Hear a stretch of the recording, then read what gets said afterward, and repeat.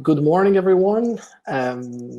Let's give it one more minute, literally, for people to leave the expo rooms and join us. And meanwhile, congrats to Phil, who's writing to us from Colorado. I guess that's the furthest away. If there's anyone who comes from other places outside of Europe, please write it there. It's amazing to see people joining in from everywhere, and it is amazing to see people from all over Europe too.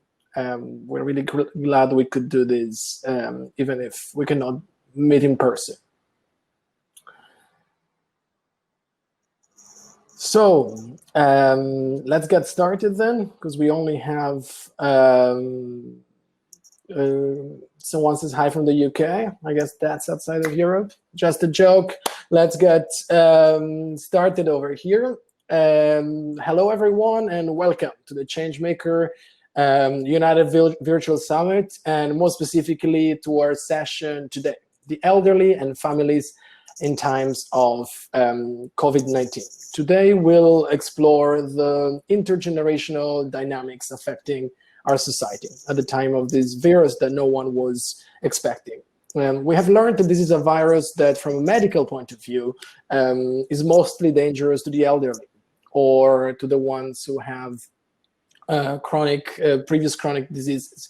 It's rarely serious from the middle-aged ones, and it's almost has no effect for children. The elderly are most heavily hit by this, and a lot of them in many European places live in nursery homes or older people's homes. And we'll hear today from two people who have great insights on how this is managed.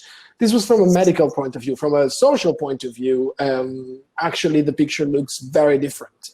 Children and young people have been asked enormous sacrifices, from quitting school to decreasing their learning experience, quitting sports, quitting seeing friends, quitting going to the park. And the life of their parents were consequently massively transformed too. And childcare no longer became something you can just delegate to others. Conciliating between work and family, a choice that all women have to face, all women with children at least, but sometimes even the ones without, but not all men had to solve, became a reality for all of us. Men and women, fathers and mothers, breadwinners and bread makers alike have been forced to reassess the balance between a career and family life. So this has somehow played the field, but we see that even in these circumstances, a division of labor and reaction have been very different with the families. At the same time, I think there's another element that is important to stress, that lockdown, especially for people like me who had very transnational lives and would come back to the place where they live, but often their lives would evolve around, has put us back, has rooted us back into our neighborhood, into our block, sometimes into our building. So whoever happened to live in this building became the most important people we could rely on. And we as younger people were the ones they could rely on. So intergenerational links have strengthened a lot, at least in my perspective. I haven't spent so much time with older people and children, for example, as much as I have in the last few weeks. So that's why we have invited today three incredible social entrepreneurs from our network at Ashoka, who will help us join the discussion today. We have Lone Colby with us. She comes from Norway, and through her organization, she's fighting to bring back dignity to nursing homes in Norway and elsewhere, and we'll hear from her soon. We have Oli Kasov with his organization Cycling Without Age, is helping the elderly in Denmark reconnect with communities by cycling. And the third speaker, Volker Beisch, who's the Ashoka Fellow who created the organization called FITA on the relationship between fathers and work. Unfortunately, I had a bike accident this morning. Don't worry, he's fine. But if you were looking for a chance to see a man talk about childcare and work, unfortunately, you've missed it. And Lisa Klusman, who's part of the same team member, who was a team member, will speak instead, and we'll hear her perspective, which is, of course, greatly connected to his. We'll soon get started, but first, some quick housekeeping. First of all, I didn't introduce myself. My name is Alessandro Valera. I'm the founder of Ashoka in Italy, and I work for Ashoka Europe. Some quick housekeeping. We encourage questions. So I suggest you add them, if you have questions while we speak, add them to the chat, and my colleague Morgan will make sure he collects some. We don't have a lot of time. We only have 2 chances to ask questions, and some of you will be invited to ask them. Just check your chat, because Morgan, if you're selected, will contact you through the private chat. We have only 1 hour, but we'll try to make this as interactive as possible. So let's begin by framing well the problem before jumping to solution. And I would start with you, Oli. You work with the elderly. You work with nursing homes, which have been the most affected almost anywhere in Europe. In some places, up to half of the people dying for coronavirus-related issues died in nursery homes. Can you help us understand the magnitude of the problem here, and most of all, what the systemic causes of this are? Are there elements of how we run nursery homes or how we treat our elderly that have been inherently problematic and that have led to catastrophic results? Understanding this may put us in a better position to find a solution. Thank you. Thank you, Alessandro. It's a very good question. Well, I'd say to begin with, the healthcare workers in the nursing homes have done an absolutely amazing job. And of course, many care homes have been really, really badly hit. But the staff in general are some of the most fantastic heroes of this pandemic.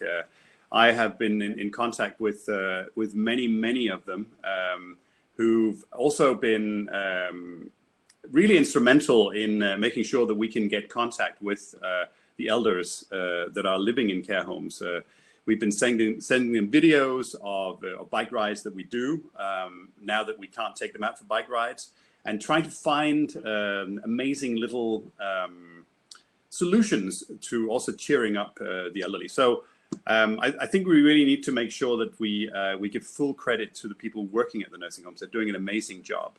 I think the problem lies in the fact that we isolate population groups in our society. We can't protect each other, and we make the vulnerable even more vulnerable by the system that we've created in our world today. And it has social consequences when we isolate elders.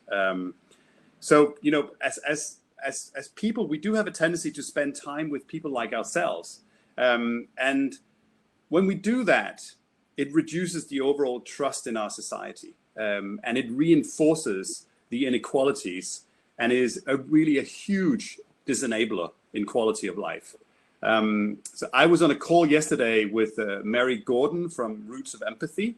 If you haven't heard of that organization, I encourage you to have a look at that. And she said that what we need is not independence in old age. What we need is interdependence. Because as we've come to understand, you know, the presence of social connectedness and close relationships are still the most important markers for longevity and quality of life in old age. And, you know, we need to remind ourselves that after all, old age will happen not just to some of us, it'll really happen to all of us. Thank you.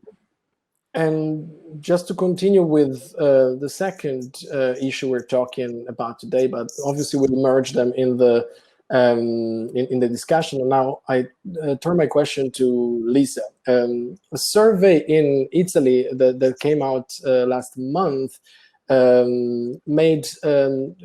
started a huge discussion in the country and confirmed that both men and women actually think that women are better suited to take care of children, and that women who go back to work will have less of a bond with their child than women that stayed at home.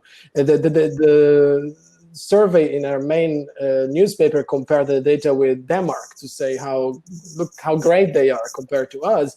To me, even the Danish results were kind of scary. So while only 50% of Italian men thought they were as capable as women, that went up to like 40 for Denmark. It still meant that 60% of people in Denmark don't think fathers are as good. So this is definitely the problem that goes beyond Italy and has very different magnitude.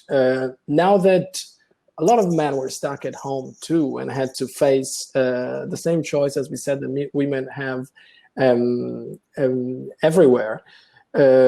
More of the childcare had to be split fairly, and more questions came up on how is this possible? How can men and women both be able to thrive at work, but also as parents? So this is my question to you. We have evolved so much as a society in the last 30 and 40 years. Why do we still struggle in this aspect, which is at the origin in many ways of still the gap between men and women, to make them fully equal? Yeah, I think it's a good question, but also a really complex one. I mean, I think there is no easy answer to that.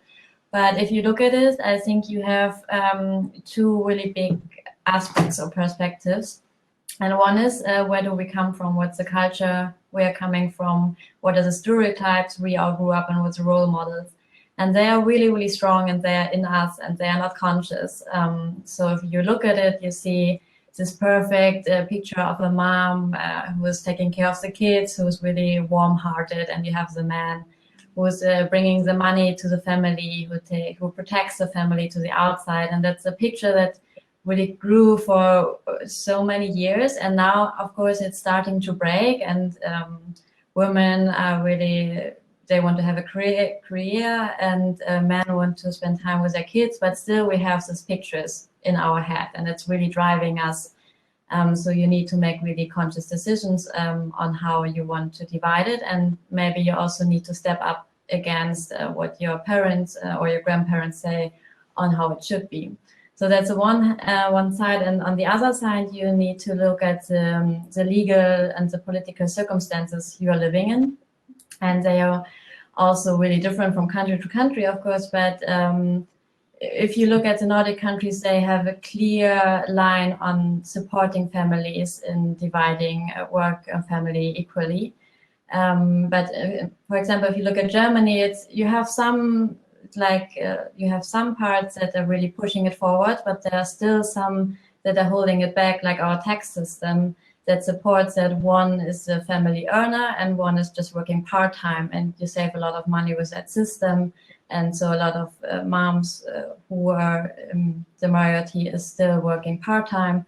They say it makes no sense in some way to work more because we don't have more money. So that the legal aspects you also need to look at is politics really pushing families on how to equally share it. And you said that we are not that far yet, but I think actually we are. I mean, there's a steady, it goes up. It's slowly, but I think system change always needs time, and we just need to really stick to it and go the way further. Thank you so much. So now that we've framed the problem, and these begin to appear as two separate problems, and as we'll see, sometimes old people come in to solve this childcare issue, and it all becomes connected. But I would love now to actually hear from the three of you how your work that we had a flavor to listen to in the introduction has changed at the time of coronavirus. So talking to you, Loni, you were selected an Ashoka Fellow for the innovation you brought to care for the elders. Can you tell us about how this has changed, and what have you noticed that could be a lesson for all of us? Well, from after this, the COVID-19 in March, all nursing homes were closed for visitors. So in my model, where I'm usually, I go out to meet the health staff and the residents, that was simply impossible. And as Ole was saying, I have a huge admiration for the staff working in care homes now, because it's really difficult, and especially also worried about the people who actually live in this isolation now. So it was great for me to find out that this model I have is appreciated and being used, that you have an individual activity plan for every resident to make sure they still have meaningful experiences and getting they can do what they enjoy to do. But of course the isolation and the restricting visitors from their families is a huge what do you say? Yeah, has a negative effect. So I think it is very important, and before this situation is very important, that the people living in care homes, from the time they move in till they move out, they get to do things they enjoy. So our main goal is to change use the regular medication with activities and using it as a treatment. So I think this is something that's absolutely possible to do in this situation as well. So now we're trying to build an online training course to make this model accessible, even though we can't go into the homes. Same question to you, Ollie. You work with the elderly. What has changed, and how did you have to rethink your model in these difficult months? Well, of course, we've had to change very, very significantly, because from one day to the next, we weren't able to take elders out for bike rides, which is very sad, because we've conducted so many impact studies over the past few years, and we know that it has a very, very significant positive impact on their quality of life. And so suddenly to have that taken away is a huge loss. But I will say that, I can talk about and innovative direct services popping up all over the world, from Australia, Portugal, and Canada. And I think it comes from the fact that we all really have an urge to help and to be kind and generous. You may have heard the Fred Rogers quote, that, in the time of crisis, you have to look out for the helpers. And I think we're all in that situation now, and we all feel that we can empathize with people in distress and people who need our help. And so amazing things are happening right now. And we can see also that care home staff are taking elders out for bike rides so they can still get outside, because you may have heard about the circadian rhythm, which means that we all have to actually be outside 30 minutes a day to reset that clock. Otherwise, it gets out of sync, and it very significantly impacts our quality of life and our mood. So we got to make sure that that happens. And we do, of course, we can still do that in certain ways.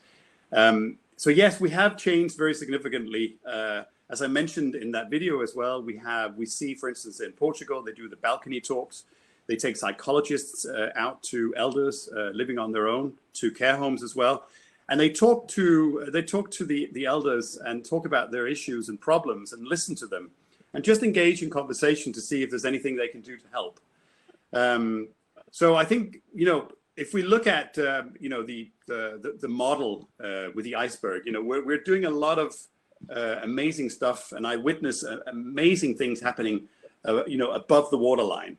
But we can really also, there is an opportunity here to dig deeper, because really we have designed our societies for social isolation.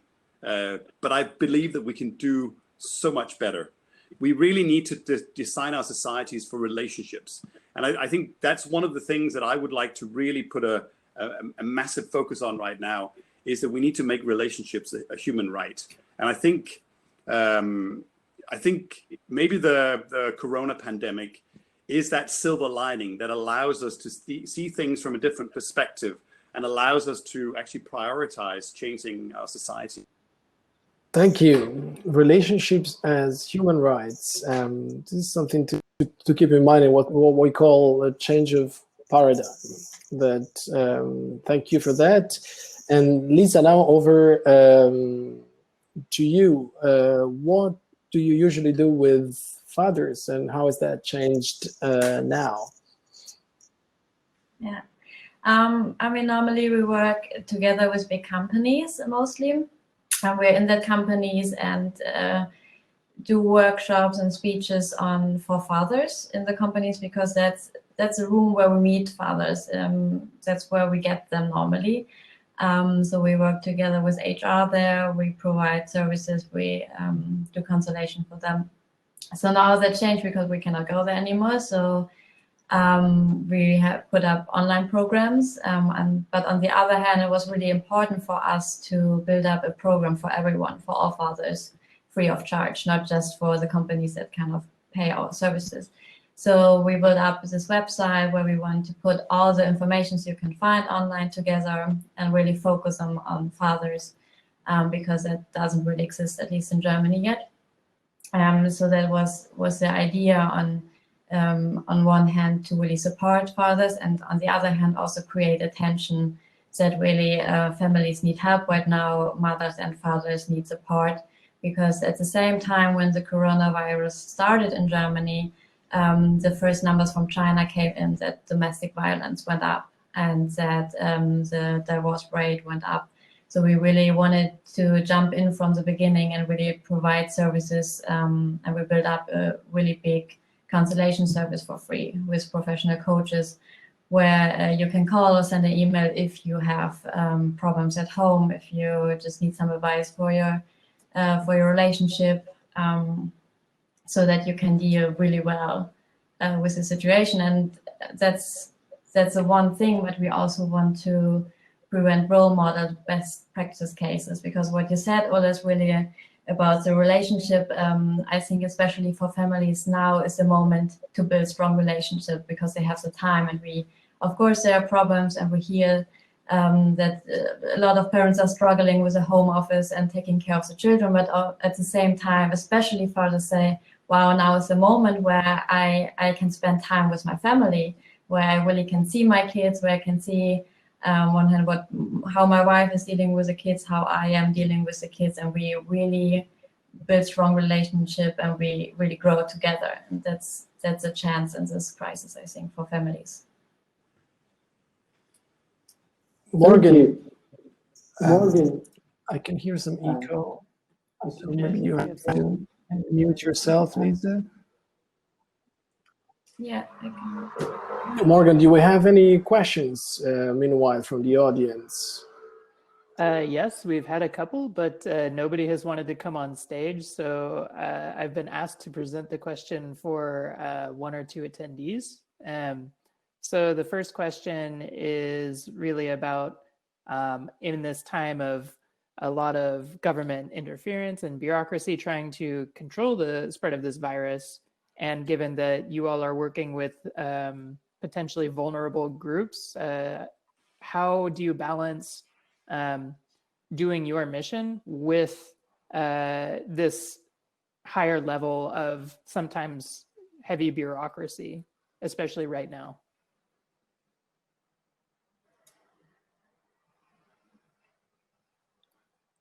Who wants to take that question? If heavy bureaucracy is indeed an issue for you? Or is this an issue at all? Maybe you haven't encountered more bureaucracy when dealing with your groups of people. No, I think for me it hasn't really been, that's not been the main issue. No. I would agree with Lorna as well. Certainly my perception has been that people have been very accommodating and very flexible in terms of dealing with this very, very unusual situation for everyone.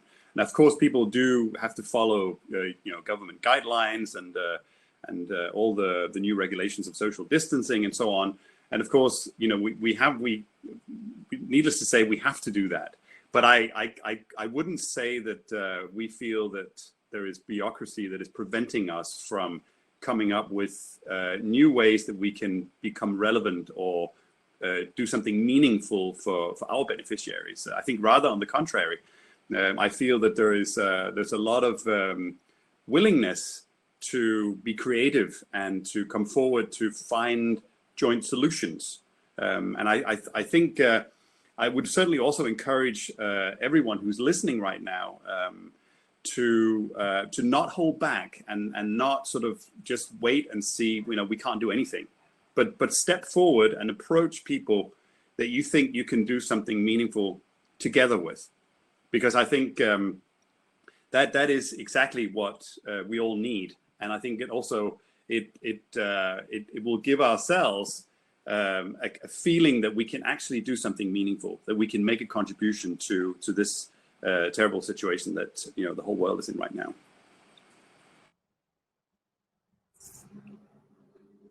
Great. Lisa, did you want to add anything, or? For us, it's not an issue at all, as we just putting up a website and providing informations and podcasts, webinars. Thank you. Morgan, is there another question, or should we keep the rest for the end? I have one more, but I'm not sure it's quite relevant at this moment. Okay, so let's see whether more people want to ask questions in this second part, where it becomes a bit more of a dialogue between the participants. And we will have 10 more minutes at the end to discuss. So don't be afraid. It'd be nice to see you up here on the big screen too.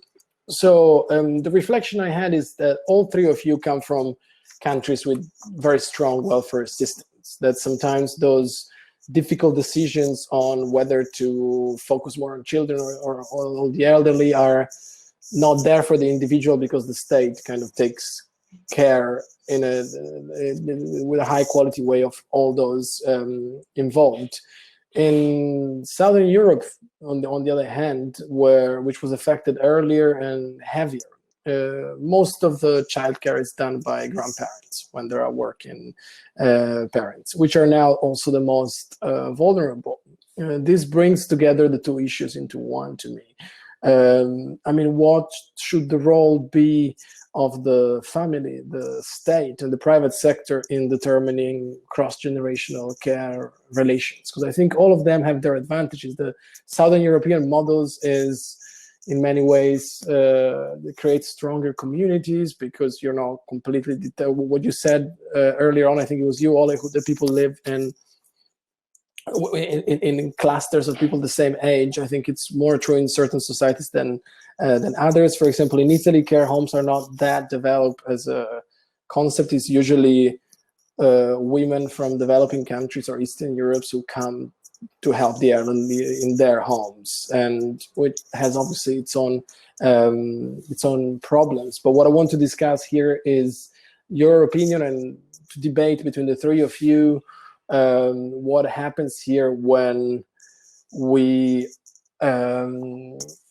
put together the need of children with the need of grandparents and they clash, and who should be responsible to fix this? Is us within the free market? Is it always the state, or ultimately is it the family responsibility? And you can talk freely among yourselves. Well, I think it's spot on that we do have we do have a different approach in Northern Europe versus Southern Europe in terms of the way that we look after our elders, and also the role of elders in our society. And I think that is probably also one of the unhappy consequences of this pandemic, is that the role of the elders has been taken away from them. Because if we look at what causes longevity and happiness in old age, it is that we feel useful. It is that we feel that we can make a contribution to society, which we can if we actually have a role to play. And so I think that's actually where, our northern communities, we can learn from Southern Europe. We can learn that elders need to play a role, and it shouldn't just be the occasional situation that we see right now. Yeah, I agree, and I think in Scandinavia we're really proud of our welfare system, but it's also put a sort of the responsibility is almost just a public one and not in the relations or in the families. So I think it's important that you integrate the families in well, I call it treatment when they're in a care home, that you really involve your relatives much more than we usually do. Yeah, I mean, I think it's the same in Germany, and on one hand, we are trying with our project to strengthen the relationship, at least to fathers again, like to build stronger relationships and make it possible that you can connect to your kids from the beginning, from the first moment on, kind of, and that you don't have to decide if you want to work or if you want to take care for your kids, that both is possible. And I think, I mean, I cannot talk much for the elderly, but I think that we have to integrate all the views, and that we have to try to create a community where everything kind of is possible, and that we have to work steady on that. I think also maybe just to add on what you said, Lone, what we need to get to is a situation where it isn't just the occasional situations that you have conversation, relationships, interaction between generations. I think that is what we can learn from the Southern European way of life.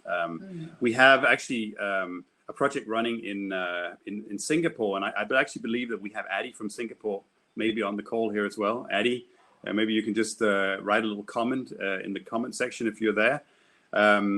And yes, there you are. And actually, there was a project running out there called Moving Generations, where young people were encouraged to play a role and take elders for bike rides. And the result was a very significant increase in levels of empathy. And so I think it'll actually make our society stronger, that we build structures in our society that encourages relationships between generations. Not just very young people, but also people of essentially all age with elderly people, that we build it into the whole fabric of our society.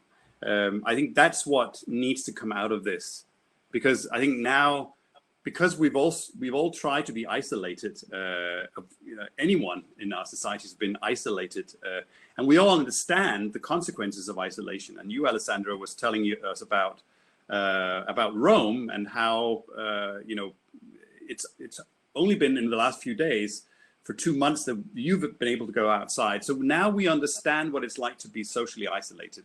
Now we know what it must feel like for a lot of people all the time. And so I think now is the time to act. Now is the time to create those new structures and get together. I think that's getting back to relationships as a human right. And I think there's so many things we can do. We can start by actually making it a benefit to all generations. I can see also when we bring in marginalized youth to visit elders and take them out either for bike rides or just have conversations, we can see how that completely changes those people as well. So I think it actually, it can build character in young people, in marginalized young people as well. So I think we do have a unique opportunity right now. And we don't necessarily need to see anyone as the recipient or the beneficiary, but we all are, and we are all givers as well.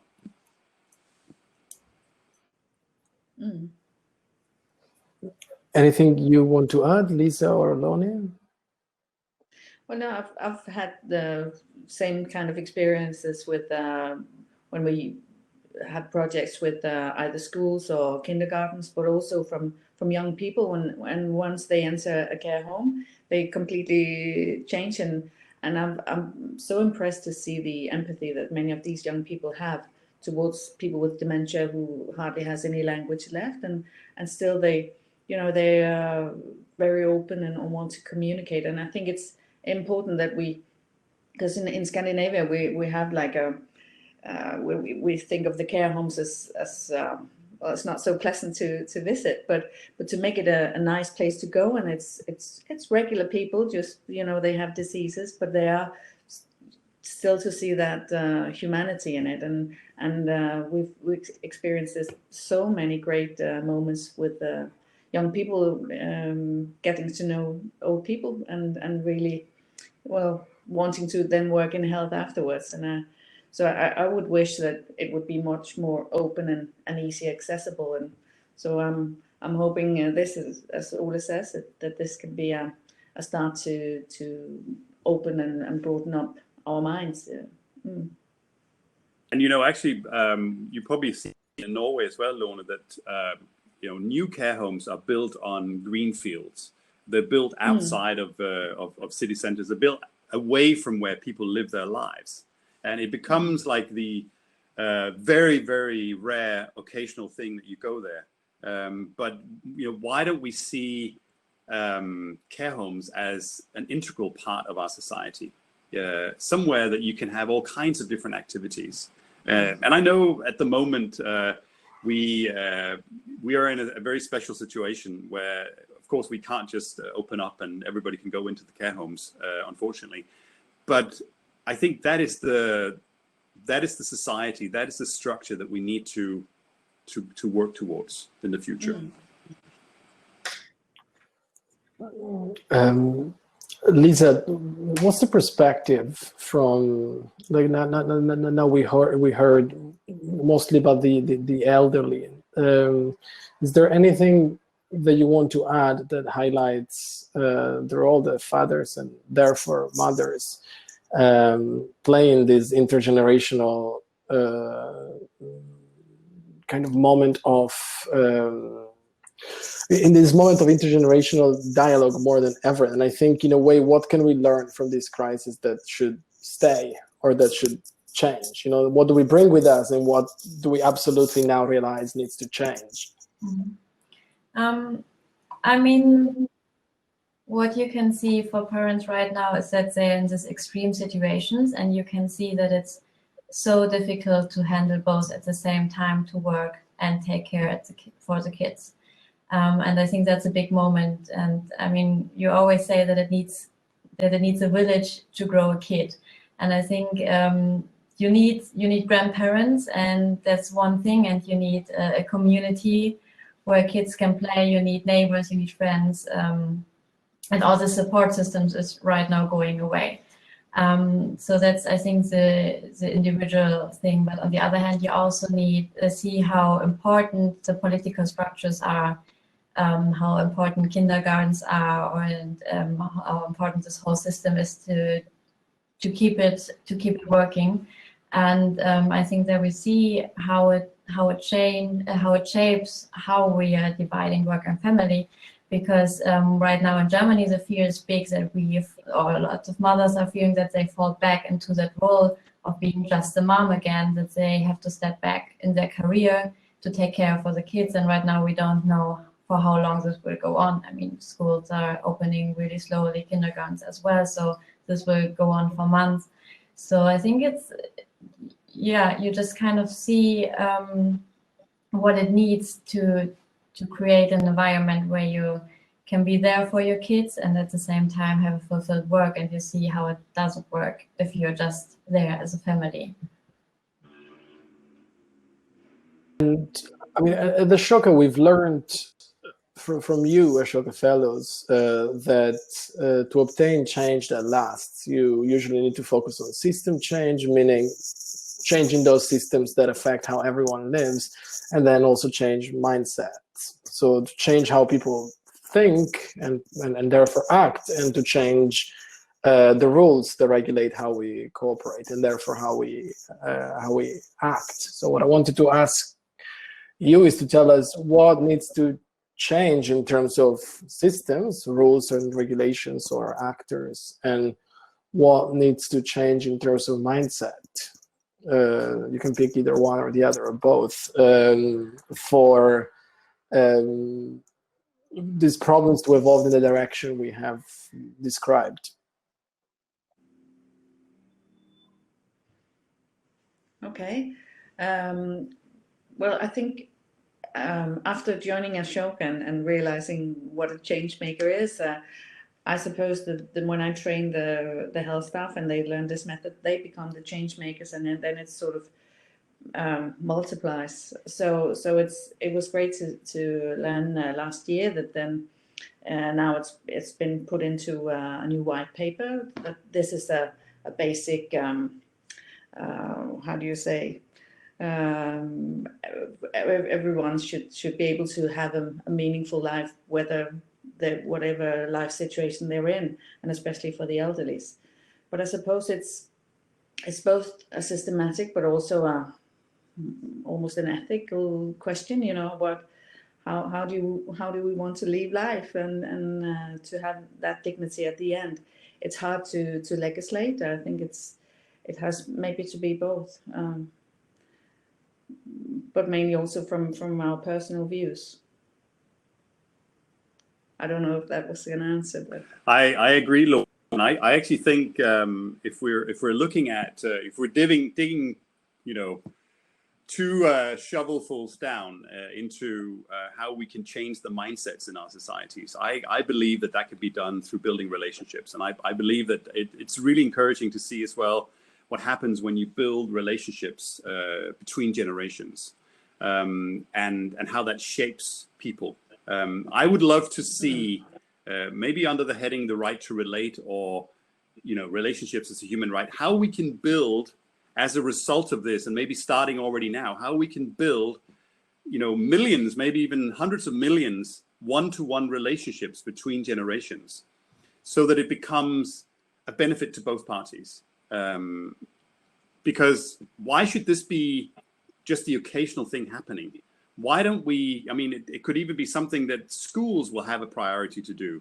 If we make it a human right, then societies, governments, local governments, organizations, they will be obliged to make sure that it is priority, that we do this, that building relationships is a priority in our society, so that it kind of becomes ingrained in our brains as we grow up, so that it happens right from when we are kindergarten children to going through schools, and those people who are in danger of becoming marginalized for whatever reason will benefit tremendously from that relationship with elders, that one-to-one relationship with elders, whilst at the same time benefiting the elders.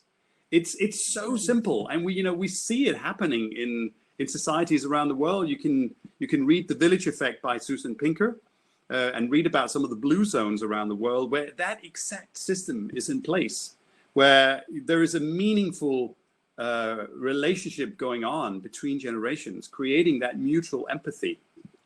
And we can do that. I think we have an opportunity to do that right now. I think that has to be one of the top priorities.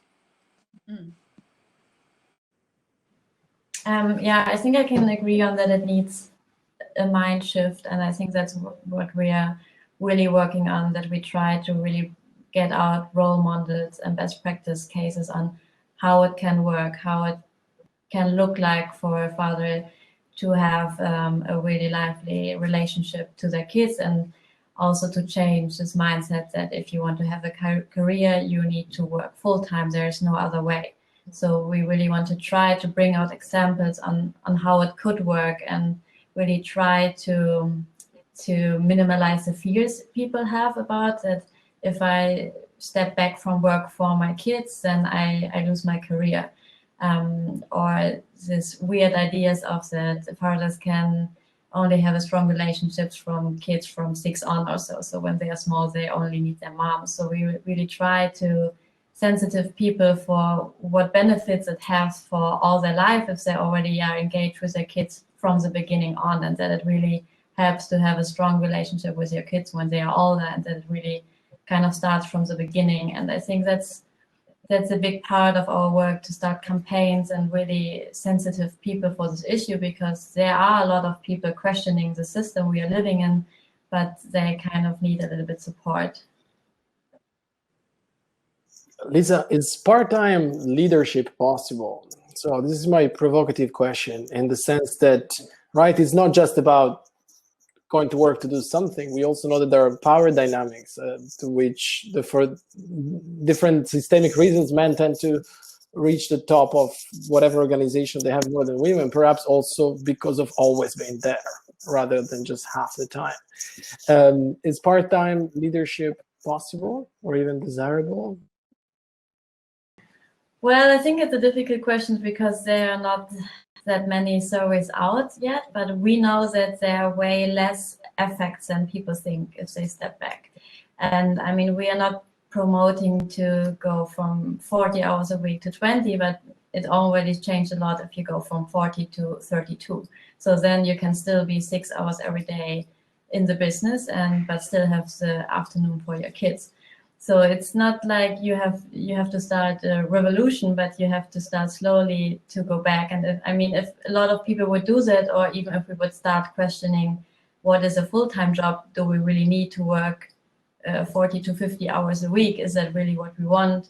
I think then you can start a change. But to just go there and say it's not possible, I mean, there are a lot of, there's this ideas of shared leadership, and there are a lot of ideas coming up, but companies need to start changing the cultures, and they need to start having trust and trying new ideas.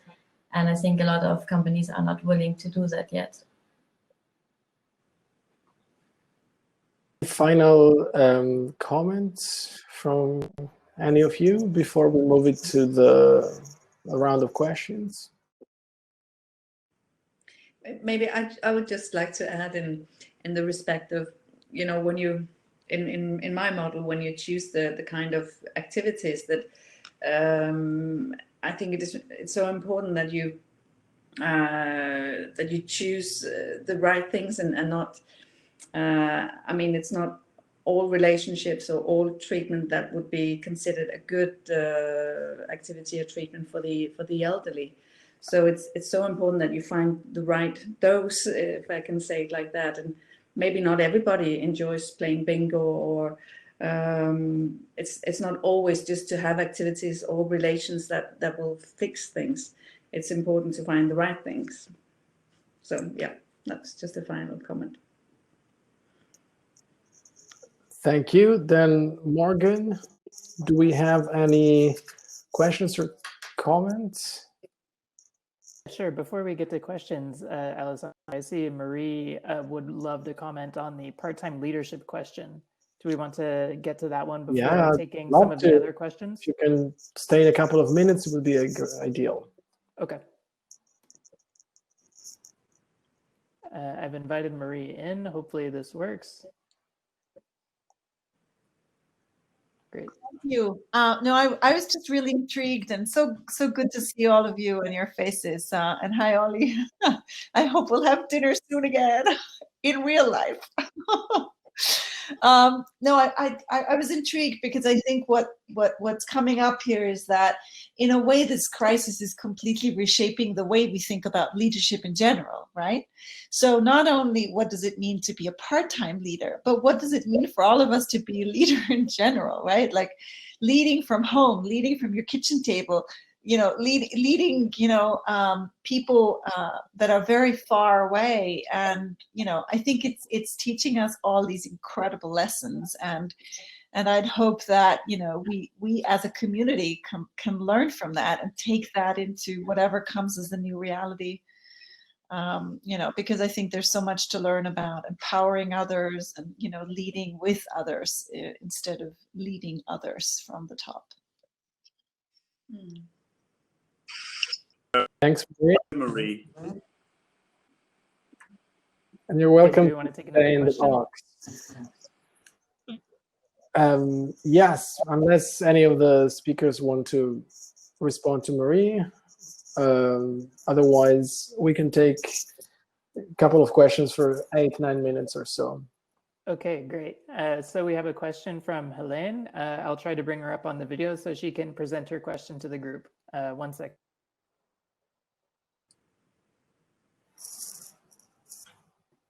Helene, I've sent you the invitation, so you'll find that in your chat if you could invite or accept the invitation to the group. We'll give it a few seconds, and if it doesn't work, I'll pose the question for you. can just reflect a little bit on what Marie said in the meantime, Sure.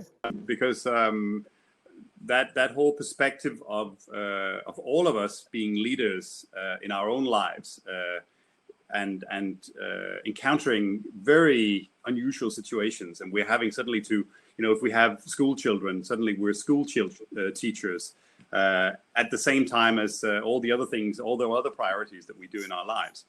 And I think this will teach us something about just basic human skills or survival skills. And I think it fits in really well with the whole Ashoka concept of changemakers. I think this will be a further push towards all of us realizing that we are the changemakers in our own lives. We can do many different things. And so, again, that's an encouragement for all of us to take this as an opportunity to find our inner changemaker. Okay, so no, Helena. I'll pose her question for her. So essentially, sorry, I have to scroll to her question.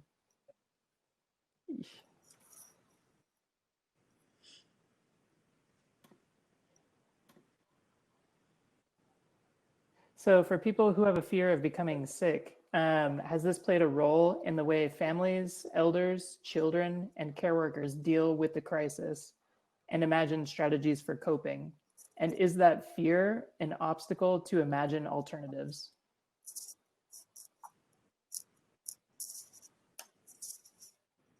Well, I can certainly maybe just respond from what I experienced personally, but also what I hear from people throughout our network, and I can see from the chat that there are quite a few Cycling Without Age affiliates from around the world participating now, and I'm sure that you will all agree that the risk taking and the decisions around what you can do without exposing other people to risk is at the forefront of our minds right now.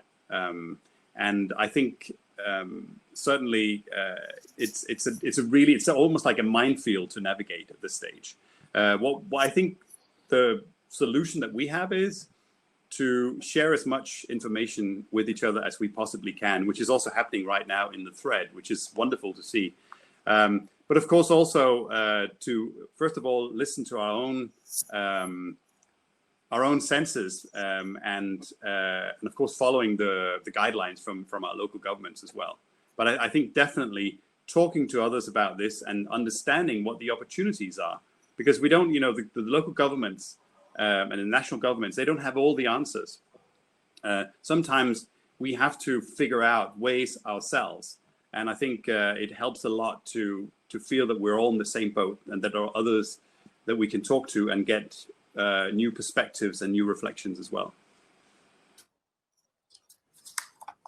I think that when it comes to the topic of fear, it's really, it's not just our own fear. It's for parents, it's also the fear of the kids, and it's a really changing situation for them. And they might not understand why they are not allowed to go out anymore, between friends. They don't understand why they can't go to school.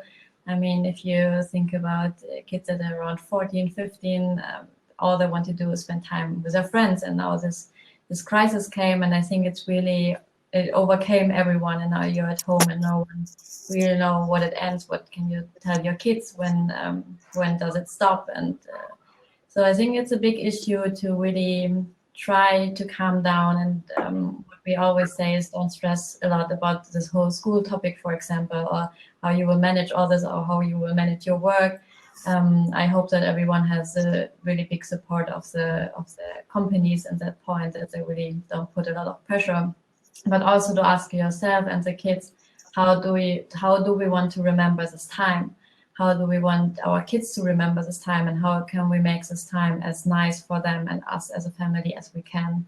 And I think that should have a big priority. But I'm not saying that there's not a lot of stress from work coming, everything, but I think don't try not to put more stress in it, but try to make the time as nice as possible.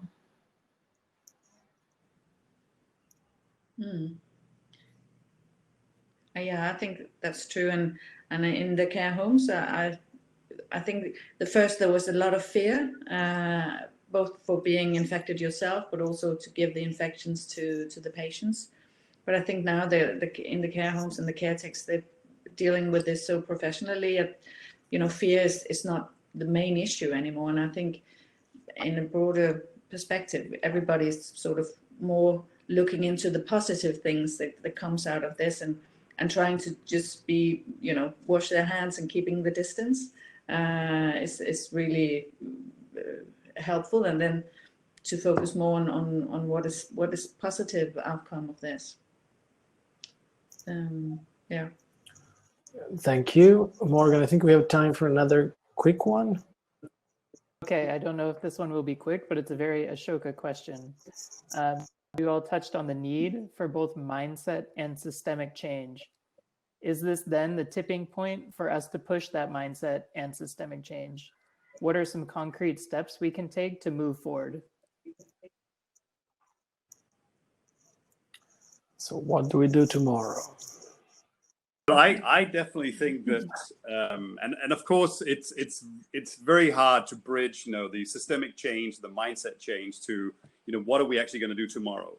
But I think that's what we need to do. And I keep coming back to the concept of building relationships and building empathy. And I think that's what we can all do tomorrow. So I think if everyone who's on this call right now, if we all pledge to ourselves and to everyone around us that we will build one new relationship. We will build one new relationship this week of someone who is in need of that relationship and that you can get something back from.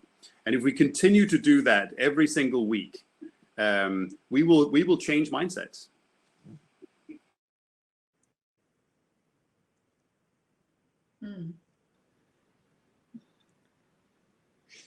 Yeah, it's like that movie, Pass It Forward. Yeah. Well, I guess for me, it is, tomorrow I'll still want to continue on changing, reducing the use of medicine and pharmaceuticals with more pleasant activities, which I think is as important now as ever.